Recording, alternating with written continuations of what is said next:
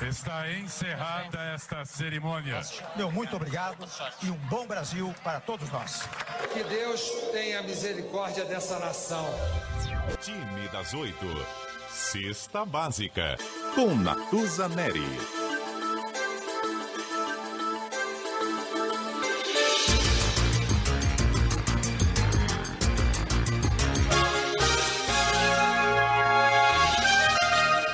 Natuza Neri, que teve a sua pré-estreia sexta-feira passada aqui no Jornal da CBN, mas faz sua estreia hoje no Cesta Básica e está ao vivo aqui no estúdio do Jornal da CBN. Natuza, primeiro, obrigado por estar conosco, reforçando aquele agradecimento da sexta passada, e obrigado por estar aqui ao vivo hoje conversando conosco. Bom dia para você. Bom dia, tô adorando. Bom dia, Milton. Bom dia, Cássia. Bom dia, ouvintes. Bom dia, Natuza. Eu adorei mesmo quando você disse assim, eu gosto do dia. Olha, para quem gosta do dia, o Jornal da CBN é o ideal, porque a gente abre o dia das pessoas aqui, conversando com as pessoas. Mas eu gosto do dia das 8 às 18. Eu não gosto do dia antes das 8, não. Tá bom. Vamos lá, mas é por isso que você está aqui, ó. 8 horas e 8 minutos agora. Natuza, nossa ideia aqui, na sexta-feira, é olhar o que aconteceu na semana no campo da política. E é curioso porque até a semana passada, vamos dizer assim, até a semana retrasada, todas as vezes que você falava de política, nós falávamos de política, tinha um foco. Reforma da Previdência. O assunto estava até ficando meio chato já. De repente mudou completamente o tema? Mudou, até porque, na realidade, nós não tínhamos a reforma da Previdência como fato. A gente tinha como pauta, né? Nós tínhamos como foco, mas não tínhamos como fato. Exatamente. Tá. Porque o governo não tinha número para aprovar e precisava desesperadamente achar alguma coisa para colocar no lugar. Encontrou segurança pública. E aí a gente entra no assunto do nosso Cesta Básica. Segurança pública foi o assunto desta semana. Vamos recapitular um pouquinho? Vamos lá. Começa com a posse de Raul Jungmann no Ministério da Segurança Pública, um ministério extraordinário. Logo de cara, Raul Jungmann assume o comando da pasta e já muda o comando da Polícia Federal. E aí mexe um pouco na vida dos investigadores, não só da Lava Jato, mas de outros crimes, inclusive de corrupção. Por quê? Porque Fernando Segovia, que era o antigo titular da Polícia Federal, era extremamente mal visto pela corporação. A corporação desconfiava muito dele por declarações infelizes em favor do presidente da República, investigado no episódio que culminou com as 2 denúncias contra o presidente Michel Temer. Pois bem, ele coloca Rogério Galouro, que já era o nome do antigo diretor-geral da Polícia Federal, um dos mais longevos, inclusive, da instituição, respeitadíssimo Leandro Daello. Aliás, era um nome, inclusive, preferido do Torquato Jardim, não era? Era o nome preferido, na verdade, de muita gente, mas Torquato Jardim foi quem bancou o nome de Rogério Galouro. Só para lembrar, o doutor Galouro era o número 2 do Leandro Daello. Era o secretário executivo, vamos assim dizer, do Leandro Daello. Então, era do time de Daello.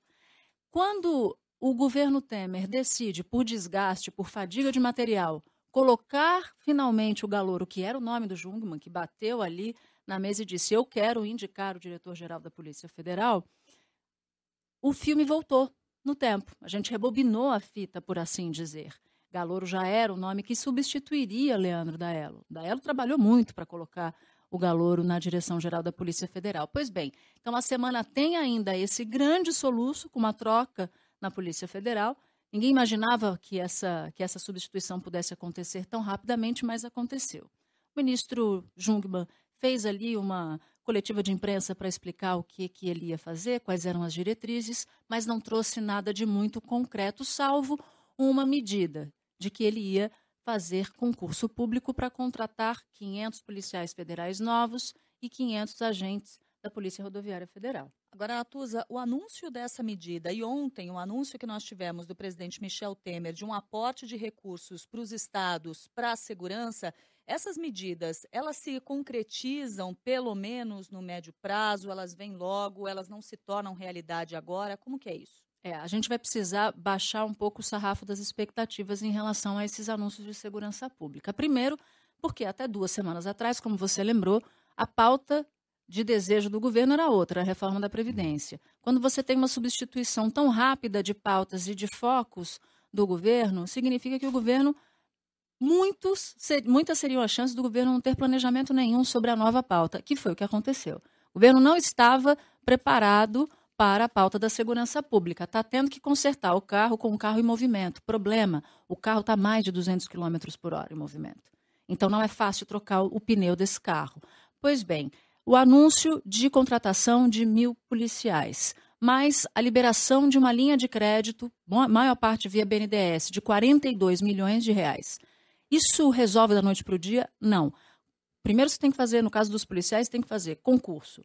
Concurso feito, tem que convocar os vitoriosos, os que conseguiram passar no concurso. Depois disso, tem de treinar esses futuros policiais. Só então eles vão poder ir para a rua. Isso acontece em 2 meses? Não. Em 3 meses? Não. Em 5 meses? Não.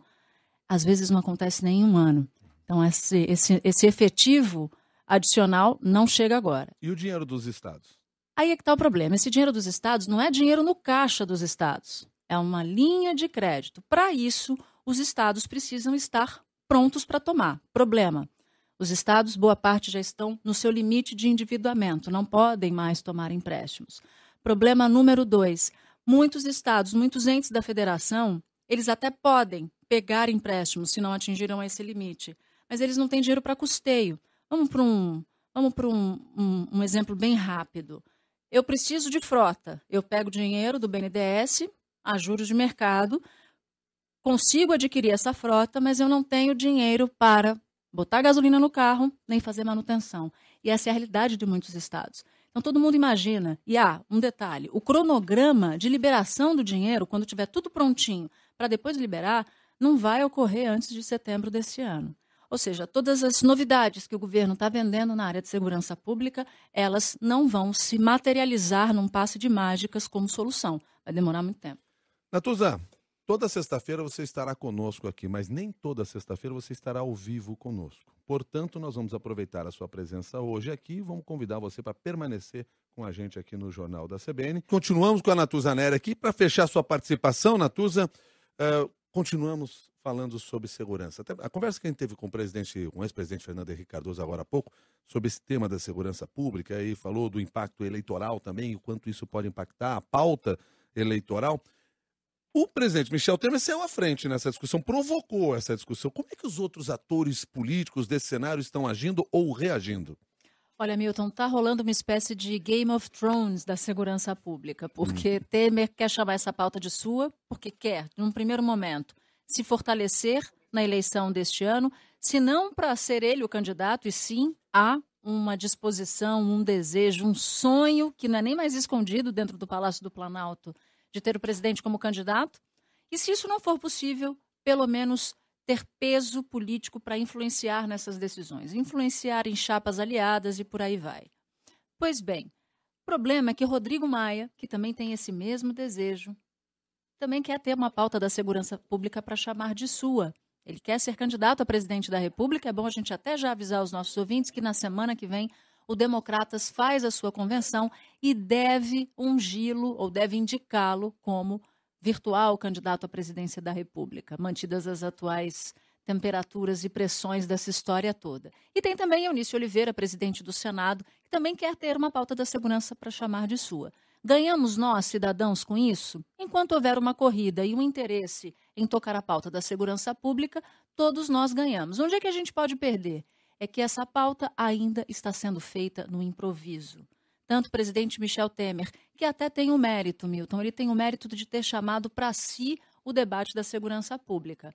Mas o problema é que esse debate é complexo, espinhoso e todo cuidado é pouco. Você não fala em segurança pública sem planejamento, sem dinheiro, sem gente, sem polícia na rua, sem viatura. A maior parte dos estados não tem viatura.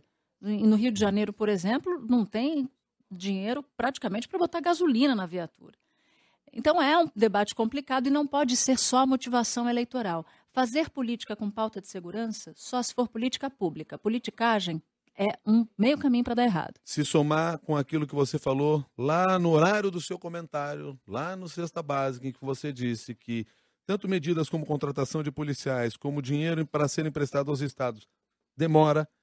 Inclui aí esse viés do embate político, e eu não estou fazendo do debate, é do embate político, cada um querendo puxar para o seu lado, esses projetos acabam não saindo. E isso pode prejudicar ainda mais esse processo e demorar muito mais. Ou eles saem e saem um Frankenstein. Porque quando você tem muita disputa política em projetos que são centrais no Congresso Nacional, das duas uma. Ou essas lideranças se entendem, se juntam e lavam a roupa suja, mas não deturpam o projeto, ou esse projeto sai todo chamuscado, todo errado, com artigos que não se combinam entre si. E aí é um problema. Mas neste momento, como tem uma corrida do ouro, aí um Game of Thrones, para saber quem é melhor na pauta de segurança pública, a gente ainda pode, nós, os cidadãos, a gente ainda pode ter algum benefício com isso. O problema é se a guerra fica feroz demais. Aí a gente perde. Natuza Neri, muito obrigado pela sua presença ao vivo aqui no estúdio do Jornal da CBN. Aliás, fechando os nossos trabalhos do Jornal da CBN aqui na Rua das Palmeiras